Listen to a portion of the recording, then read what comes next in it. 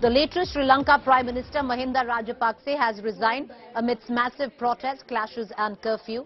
His resignation is likely to pave the way for a new cabinet in the crisis-marred country. Earlier in the day, Rajapaksa supporters clashed with anti-government protesters. At least 16 people have been injured till now.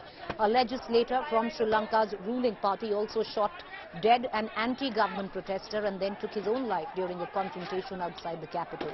Now a national curfew has been imposed and army has been called into Colombo.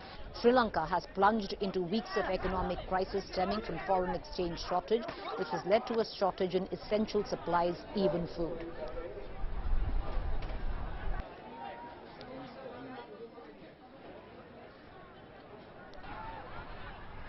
All right, I want to cut across to our executive editor, senior executive editor, Gaurav Sawant, who's joining me right now.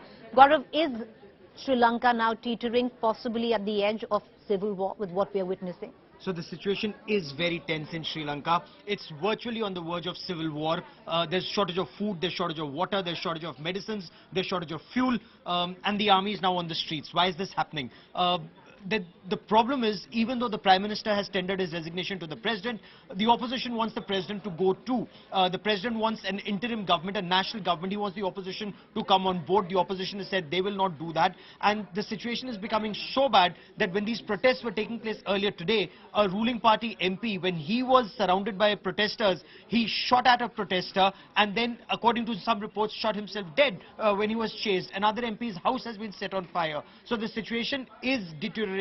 India helped as much as we could, but the foreign exchange reserves are so low, and while militarily President Gotabaya Rajapaksa and Prime Minister or former Prime Minister Mahinda Rajapaksa, they were able to handle the situation security-wise. Economically, the country is on the verge of collapse. Appreciate you joining us, Gaurav. We're going to keep a keen eye on all developments. I would reckon things have also gotten worse because the civil society is also out in protest because there is such an abject scarcity of basic supplies like even food, fuel.